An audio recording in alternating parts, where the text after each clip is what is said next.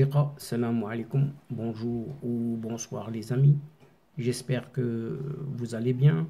Bienvenue sur votre chaîne Bled Magharibia et merci de nous recevoir chez vous une nouvelle fois.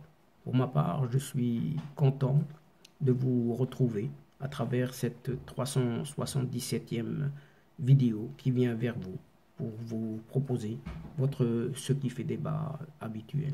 Et justement, le présent CQFD se consacre à ce qui est dit, ce qui est nommé cette marionnette. Oui, une marionnette qui en chasse une autre, puisque cette junte algérienne est soucieuse de se débarrasser de sa propre créature, Dekati, pour la remplacer, oui, pour la remplacer par une autre bouffonne de service. Mais cette Algérie ne peut plus continuer, oui, ne peut plus continuer à tourner autour du pot puisqu'elle se trouve au tournant de tous ses chemins. Oui, au tournant de tous ses chemins, en effet, entre le syndrome du déni et la propension à la fuite en avant, l'Algérie officielle cultive cet amalgame et s'agrippe à cet espoir de voir les paramètres géopolitiques être chamboulés en sa faveur. Elle scrute, et pour cela elle scrute les zones de tension, notamment la guerre entre la Russie et l'Ukraine, pour qu'une certaine parité stratégique entre grandes puissances lui permette de souffler un petit peu. Car elle ne peut se sentir à l'aise en ce moment que dans l'ambivalence. Oui, que dans l'ambivalence et l'entretien de cette fameuse surenchère dans cet espace nord-africain. Ainsi, sachant que ce régime militaro-politique ou politico-militaire algérien envisagerait de se débarrasser, oui, vous entendez bien, de se débarrasser de ce pseudo-chef des séparatistes, un certain Brahim Ghali, alias Mohamed Ben Battouche. C'est ce qu'a révélé ce lundi 28 mars dernier l'activiste et opposant à la direction du Polisario, un certain Mustafa Selma Ould Sidi Mouloud, dans un post sur sa page Facebook. Et il écrit: l'Algérie a décidé de se débarrasser de ce Ghali Ben Battouche. Selon les informations qui ont fuité de la réunion de la direction du Polisario, le secrétariat national tenu il y a 2 jours, Ghali Ben Battouche a décidé d'organiser le congrès du Polisario à la fin de cette année, paraît-il, dans les délais, ce qui est un cas rare dans l'histoire du Polisario. En tout cas, c'est ce qu'affirme ce Mustafa Selma Ould Sidi Mouloud. Mieux encore, toujours selon ce Mustafa Selma Ould Sidi Mouloud, eh bien, Brahim Ghali, alias Mohamed Ben Battouche, a également annoncé à ses camarades qu'il ne se présenterait plus à la direction de l'organisation, tout en leur demandant de penser désormais à une personne qui pourrait lui succéder. On ne sait pas si finalement c'est de sa propre volonté ou bien il a été poussé vers la porte de sortie. Et Mustafa Selma Ould Sidi Mouloud estime, quant à lui, que la décision de Ghali Ben Battouche de ne pas se représenter pourrait provenir d'une décision algérienne, car la présence de Ghali Ben Battouche à la tête du Polisario est devenue trop encombrante pour Alger, surtout à cause de son passé, un passé noir, très noir, dans la violation des droits humains et sa poursuite par la justice espagnole pour les crimes qu'il a commis quand il dirigeait les milices du Polisario. Quand il était malade, en avril 2021, rappelons-nous-en. Eh bien, ce Brahim Ghali Ben Batouche a été envoyé par les Algériens pour se faire soigner dans l'hôpital espagnol San Pedro de Logroño sous la fausse identité justement d'un certain Mohamed Ben Batouche, ce qui a provoqué une crise diplomatique sans précédent entre Rabat et Madrid. Pour cette raison, l'Algérie craint que cela ne se reproduise dans un autre pays. C'est ce que souligne toujours ce Mustafa Selmaoud Sidi Mouloud sur sa page Facebook. Quelle que soit sa véracité, quelle que soit sa vérité, cette information ne peut surprendre ceux qui connaissent les liens de vassalité entre le régime algérien et le Polisario. Les liens, mais vraiment indéboulonnables. Oui, indéboulonnable, puisque tout le monde sait que ce mouvement séparatiste n'est qu'une petite marionnette entre les mains du régime algérien, qui manipule cette marionnette pour servir ses intérêts et sa politique hostile au royaume du Maroc. Pour certains, pour cette raison, Alger tient fermement à ce que celui qui dirige ce Polisario. Finalement, on ne sait si c'est vraiment lui qui dirige ce Polisario. Eh bien, que ça soit un simple pantin, oui, un simple pantin, et celui qui manifeste une certaine indépendance ou qui pourrait constituer une sérieuse menace pour les intérêts de ces vieux chefs du régime d'Alger, soit écartés, voire même liquidés physiquement, tout simplement, si on peut le dire ainsi. Le cas de la mort de l'un des fondateurs du Polisario, à savoir un certain El Wali Mustafa Saïd, est l'exemple même le plus concret et le plus parlant. Selon la version officielle de ce El Wali Mustafa Saïd, aurait trouvé la mort, une mort mystérieuse, lors des affrontements en Mauritanie en 1976. Mais la vérité est qu'il a été assassiné par les services algériens. La décision de sa liquidation a été prise par un certain président algérien à l'époque d'un certain Houari Boumediene, alias Mohamed Ben Brahim Boukharbouba, lors d'une réunion tenue au palais présidentiel El Morabia à Alger, en présence justement d'un petit abbé, oui, un petit abbé aussi, en présence également de Qasdi Merbah, patron des services de renseignement, une autre présence, Mohamed Msaadia et Slimane Hoffman. Par ailleurs, selon le quotidien espagnol La Razón, le gouvernement espagnol cherche à faire disculper l'ancienne ministre des Affaires étrangères, cette Arantxa Laya González ou González Laya, dans cette affaire justement de Ben Batouche. Et selon toujours la même source, le parquet demande au juge dans l'affaire Rallye de clore tout simplement l'enquête pour prévarication, à savoir cette fameuse forfaiture contre Arantxa González Laya. Mais cette enquête ne peut plus être prolongée selon le parquet lui-même.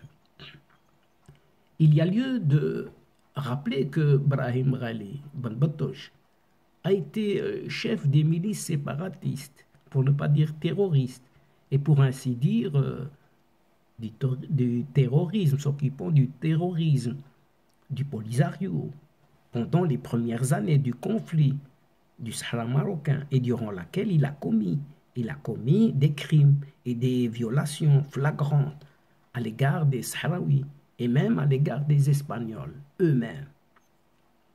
Après la mort d'un certain Mohamed Abdelaziz en 2016, il a été imposé par Alger à la direction de ce mouvement séparatiste. Et pendant ce temps, pendant ce temps, dans l'attente d'un quelconque changement, d'où est-ce qu'il vient? Un changement, d'où est-ce qu'il vient?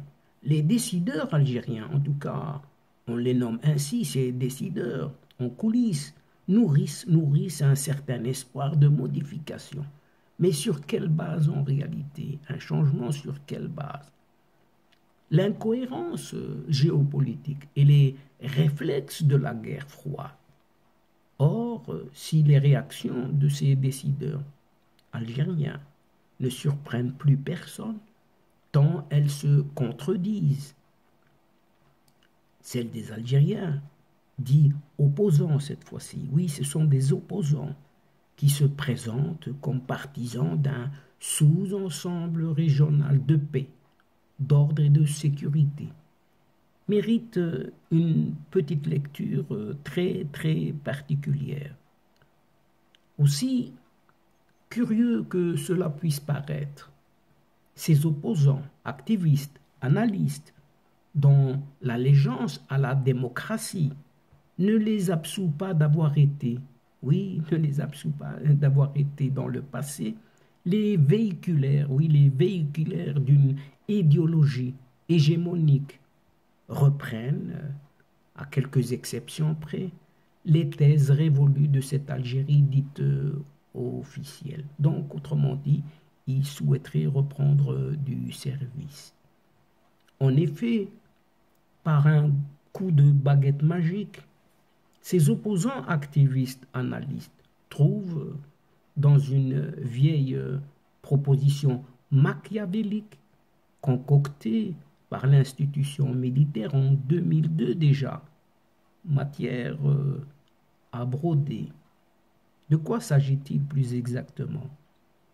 Du droit de l'Algérie à une parcelle des provinces du sud marocain, du délire dans toute sa superbe, tout simplement, et rien que ça pourrait-on dire. Ils ne sont cependant pas les seuls à développer un argumentaire en apparence anodin, mais au fond mérite une lecture très approfondie. De quoi s'agit-il encore une fois? Eh bien, de cette invitation adressée au Polisario de constituer un parti politique et venir défendre sa thèse, une fois le plan d'autonomie est mis en branle. Cette idée émane d'une certaine sensibilité dans les provinces du sud marocain. Elle demande à être clarifiée, bien sûr, puisque elle rappelle une certaine proposition similaire, oui, la même, faite par un certain Muammar Kadhafi au lendemain de la création de l'Union arabo-africaine en 1984 entre le Maroc et la Libye. Le dirigeant libyen, ce Muammar Kadhafi, avait suggéré au mouvement séparatiste de se constituer un parti politique et venir défendre la même thèse, des propositions samaritaines, trompe-l'œil en quelque sorte. Une ruse, quoi, une ruse. Premier constat, mine de rien, les opposants activistes, analystes algériens véhiculent une idée qui leur serait murmurée à l'oreille, peut-on dire, par l'institution militaire sans nul doute. La plus saugrenue est celle d'une gestion collégiale par le Maroc, l'Algérie et la Mauritanie pendant une certaine période, suivie d'un référendum pour décider à qui appartiendra ce territoire. C'est comme si le postulat du référendum était un texte sacré. Oui, comme si c'était un texte sacré, puisque tout le monde se penche sur référendum et rien que le référendum. Et ensuite, il y a l'idée du partage, oui, du partage pur et simple d'un territoire, tellement alléchant. L'Algérie a dépensé, écoutez bien, l'Algérie a dépensé durant 47 ans quelques 500 milliards de dollars pour faire triompher uniquement son plan de morcellement du Maroc. Oui, diviser le Maroc pour mieux régner pour cette Algérie. Et elle devrait avoir un retour, en tout cas, en investissement par rapport à ces 500 milliards de dollars. C'est toujours cette obsession, oui, c'est toujours cette obsession d'avoir une façade maritime sur l'Atlantique, bien évidemment. En réalité, les décideurs algériens regrettent peut-être d'avoir fermé les yeux ou ignoré carrément la main tendue du Maroc depuis la fin des années 70 en vue de résoudre ce conflit du Sahara marocain sur la base des arrangements qui auraient été conclus déjà en 1969, en 1970, 1972 et 1974. Mais rien n'est venu de cette Algérie, bien évidemment. Les mêmes opposants, oui, les mêmes opposants activistes, analystes, reprennent la proposition faite par cet ancien président, ce petit abbé, en 2002, à James Baker cette fois-ci, ancien envoyé personnel du secrétaire général des Nations Unies, comportant le partage tout simplement des provinces du Sud entre le Maroc et le Polisario. Ce Polisario hériterait par exemple de Oued el-Dahab, récupéré par le Maroc après la volte-face de l'ancien président mauritanien Mohamed Khouna Ould Haïdala, animé par des considérations tribales à cette époque. L'excitation ne s'arrête pas là. Elle trouve forme dans une ancienne proposition appelée Plan SAD, S-A-D, Sahara demain, en 1979, comportant un schéma de partage aussi irréaliste que hasardeux, un plan qui a été rejeté en son temps par le Maroc et l'Algérie. Et pourquoi? Et pourquoi cette effervescence de la part des opposants activistes, analystes algériens vient subitement? Une réponse simple, quelle que soit leur opinion politique sur la situation intérieure de leur pays. Ils s'accordent dans leur majorité sur son choix stratégique de contrecarrer les intérêts de ce voisin marocain par tous les moyens. Oui, contrecarrer par tous les moyens ce voisin marocain. La doctrine militaire et la doctrine civile, pour ainsi dire, vont de concert. Oui, ils sont ensemble. C'est pour ça qu'on les appelle le régime politico-militaire, s'agissant justement de ces activistes, analystes algériens. L'autre réponse, la seconde réponse, est cependant beaucoup plus claire. La doctrine militaro-civile tombe dans l'eau, car le Maroc a gagné la bataille du Sahara marocain. Et l'Algérie ne ramasse même pas des miettes, bien au contraire, puisqu'elle hérite d'un mouvement séparatiste qui va lui donner du fil à retordre dans son propre pays, sur son propre terrain. Quel serait alors le nombre de locataires dans les camps de Tindouf au Sahara oriental, originaires authentiques, rappelons-le, des provinces du Sud?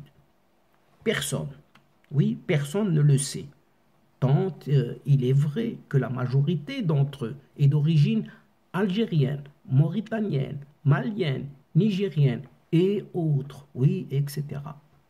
L'incohérence prend ici son envol.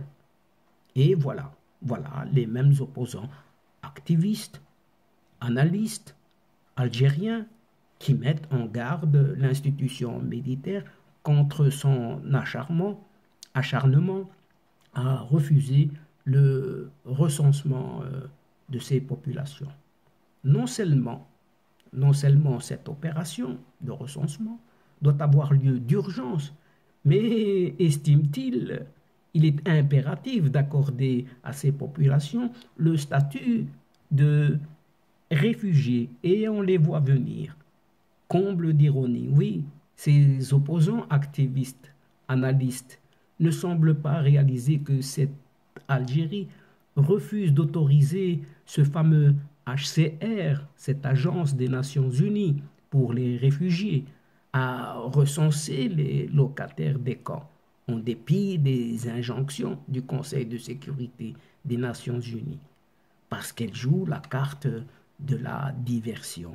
Oui, une observation, toutefois, les locataires dont il s'agit constituent une armée qui livre une guerre au Maroc avec le soutien effectif et continu, mordicus, sans s'arrêter, de cette armée algérienne et des conseillers étrangers dont certains appartiennent à des milices extrémistes dans leur propre pays d'origine. Or, dans d'autres cieux, ailleurs, les réfugiés sont normalement des populations civiles, déplacées et recensées par ce HCR et ne peuvent être utilisés comme soldats ou boucliers humains, notamment quand il s'agit d'embrigader des enfants, ce qui est le cas justement à Tindouf au Sahara oriental. De surcroît, ce qui fait peur à l'institution militaire et aux opposants, activistes, analystes algériens, c'est l'horizon sombre qui se profile devant une population qui broie du noir. Une partie est sans doute victime, oui, victime, mais les commanditaires et leurs agents ne le sont pas du tout. Ils sont bien nourris et bien logés et bien rémunérés. D'où cet amalgame et cette incohérence de la proposition de voir ce Polisario devenir une formation politique transportant avec elle ces structures aléatoires héritées de Tindouf au Sahara oriental, avec l'espoir qu'elle accepte les règles de la démocratie une fois l'autonomie est mise en place. Les auteurs de cette proposition l'auraient fait de bonne foi, paraît-il, pour marquer les conteurs, les raconteurs de l'évolution future du dossier, maintenant que l'on s'achemine vers la résolution du conflit selon la proposition d'autonomie jugée la plus sérieuse, crédible et réaliste. Il serait d'avis, oui, il serait d'avis que les populations sahraouies des provinces du sud marocains qui sont restés loyalistes et qui ont participé au processus démocratique dans tout le pays ne soient pas pénalisés du jour au lendemain ou soient contraints à céder la place à des gens qui ne portent pas le Maroc dans leur cœur. Des gens qui ne croient pas à la démocratie et aux droits de l'homme pour les avoir reniés dans les camps de Tindouf au Sahara oriental et sous supervision bien évidemment algérienne. En guise de bonne foi, et tenant compte des traditions de conciliation dont sont réputées les tribus du Sahara marocain. Rien ne s'opposerait, estime-t-il, à ce que les revenants soient intégrés dans le jeu politique. Toutefois, le risque ne serait pas seulement de voir ceux amenés à retourner dans le cadre des paramètres du plan d'autonomie, notamment l'amnésie générale, faire main basse sur l'échiquier politique local. Il serait à craindre aussi qu'ils soient instruits par l'Algérie ou autres forces internationales latentes de jouer à de l'obstruction, semer une certaine zizanie et provoquer à l'intérieur du territoire une certaine guerre civile. Et là, c'est la crainte. Si bien que le retour, c'était la finalité au terme de la mise en œuvre du plan d'autonomie, doit être gérée de telle manière que la stabilité du pays soit garantie et que les revenants ne croient pas avoir droit à des privilèges par rapport aux autres composants de la population des provinces du sud marocain.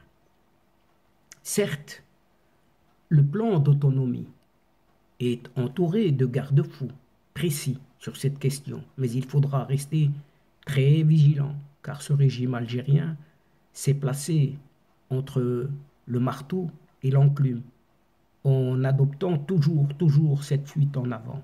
D'où une autre interrogation. Oui, une autre interrogation. Qu'en est-il maintenant de l'Algérie qui prétend être une partie non impliquée directement, mais seulement partisane du droit des peuples à l'autodétermination? Mais est-ce que vraiment cette devise est appliquée déjà chez elle? Oui, sur son territoire, sur cet immense territoire algérien. Et que faire? Que faire de l'argumentaire de Mohamed Bedjaoui devant la Cour internationale de justice, déjà en 1974, philosophant sur terra nullius, à savoir ses droits historiques, et autodétermination, toujours entre guillemets. Mais quel est son impact sur la Kabylie et les Touaregs? En tout cas, c'est ce qui est réfléchi comme question sur ce territoire algérien. Oui, qu'en est-il du peuple kabyle? Qu'en est-il des tribus Touaregs au sud de cette Algérie? Et la question reste posée et les opposants, activistes, analystes, procèdent par des schémas tactiques divers qui visent le même objectif: semer le doute et proférer des menaces. Mais comment cela se fait-il? En faisant mine de souscrire à la solution d'autonomie qui est proposée, mais selon ces propositions précitées comportant conditions préalables. Oui, conditions préalables. Et cela se déclinerait de la manière suivante. Premièrement, en contrepartie de l'acceptation hypothétique par l'Algérie de l'autonomie des provinces du sud marocain, et bien avant le déclenchement du processus de négociation, le Polisario n'aura plus raison à rester sur le territoire algérien. Il devrait quitter Tindouf et compagnie pour s'installer du côté du Sahara, bien entendu. Et il doit trouver refuge ailleurs, si ce n'est pas le Sahara. Où? Pas de proposition concrète jusque maintenant. Non, pas. On envisage dans l'esprit que ce soit le Sahara marocain. Mais la question reste posée. L'idée est malicieuse, oui, malicieuse, dans la mesure où ses opposants, activistes, analystes, cherchent à cacher l'évidence que leur pays est la principale partie au conflit régional autour du Sahara marocain. Deuxièmement, pour noyer le poisson, cette fois-ci, les opposants activistes analystes mettent le Polisario en garde en cas de refus de se faire épingler en tant que mouvement terroriste. Et pour nuancer leur idée, ils parlent de la branche armée du mouvement séparatiste. La démarche vise à distinguer l'aile politique et l'aile militaire, alors que dans les faits, il s'agit de la même composante. Oui, ils sont ensemble. Le paramètre militaire inclut dans le raisonnement qui veut insinuer que le retour à la lutte armée en cas d'échec des négociations entre le Maroc et l'Algérie reste une option, en fait un moyen de marchandage incontournable entre les mains de cette dernière, cette Algérie.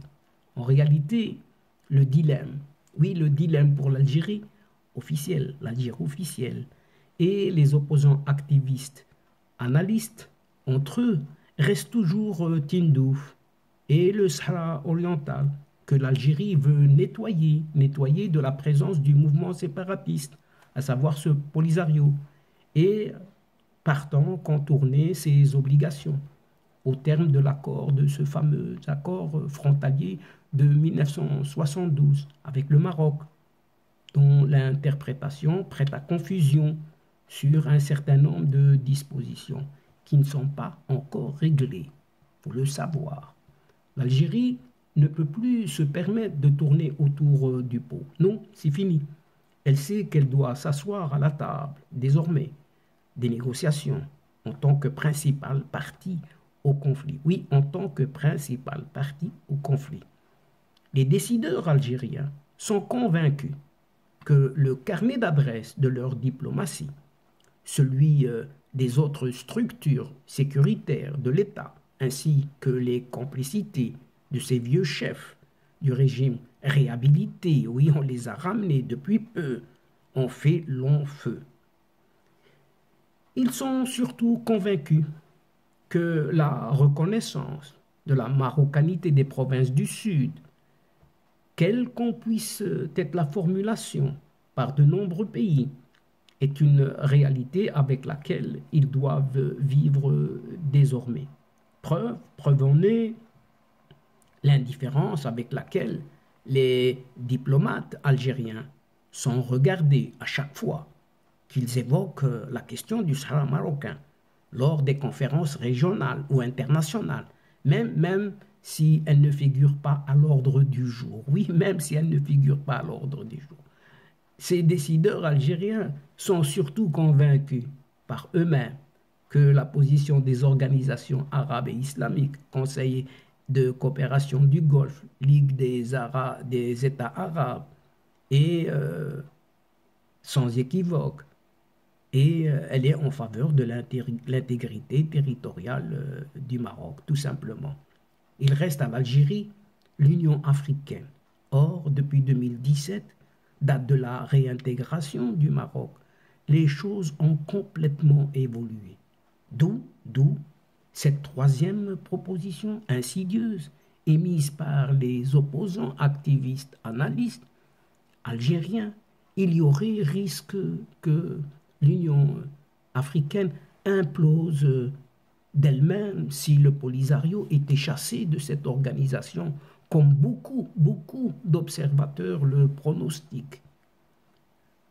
La constitution récente du G4, le G4 Afrique du Sud, Algérie, Éthiopie, Nigeria, serait l'anticipation d'une telle implosion. En somme, les opposants, activistes, analystes algériens veulent faire porter le chapeau au Maroc. Et ils redoutent à leur tour, comme les décideurs de leur pays, que le séparatisme finisse par avoir le dessus et miner l'unité nationale en Kabylie et dans le sud du pays, ou encore un mouvement Touareg. Touareg dit de libération du Sud, oui, vient de se faire signaler dans le sud de cette Algérie. Et ils craignent surtout que les réseaux du crime organisé que l'institution militaire a créé ou soutenu ne fassent cause commune avec des sécessionnistes algériens auxquels les dirigeants du Polisario, déçus par la tournure des événements, se rejoindront. Donc c'est encore une hypothèse, une possibilité. Et c'est dans cet esprit qu'il faut lire toutes les assertions des opposants, activistes, analystes sur la futilité des aspirations étatiques basées sur des considérations ethniques ou tribales. Ils ferment les yeux, tout simplement, sur le fait que la thèse fondamentale de cette Algérie officielle depuis 1975 repose sur la dimension tribale comme pièce maîtresse dans le but de séparer justement le Sahara du Maroc. Pour rappel, elle a joué sur sa connotation émotionnelle, ponctuelle, pour amener la Mauritanie à se désister en 1979 déjà. Toujours ces opposants activistes, analystes se permettent de jouer. Les Samaritains, il faut les comprendre. Oui, il faut les comprendre. L'Algérie n'est plus à l'abri du séparatisme. Oui, du séparatisme et surtout d'une division même géographique à l'intérieur du territoire. Et cette Algérie doit réfléchir sérieusement à la manière dont elle doit résoudre la présence, entre autres, de mouvements paramilitaires sur son territoire. Le Polisario, des experts inféodés à des groupes extrémistes proches de certains services de renseignement, des éléments de Wagner ou des chefs de guerre, sans omettre bien évidemment ce rôle insidieux de l'Iran évoluant dans l'espace sahélo-saharien, prenant les pays subsahariens en otage. Et donc, chers amis de la chaîne, c'est ici que prend fin cette séquence, cette longue séquence, en prenant congé de vous. Mais néanmoins, nous espérons vous retrouver très bientôt avec un immense plaisir pour vous relater d'autres sujets lors de vos prochaines vidéos de votre CQFD. C'est-à-dire ce qui fait discussion entre nous à chaque fois. Merci pour votre confiance, merci pour votre participation, de nous écouter jusqu'au bout des séquences qui attendent vos encouragements en aidant votre chaîne, en vous y abonnant, très nombreux afin d'être informés rapidement. Aussi, n'hésitez pas de partager au maximum les séquences vidéo de votre chaîne. Pour moi, il ne me reste plus qu'à vous dire au revoir les amis. Al-Asdiqa, salamu alaikum wa rahmatullah wa barakatuh. À la prochaine fois et à bientôt. إلى اللقاء في حصة أخرى إن شاء الله. مع السلامة.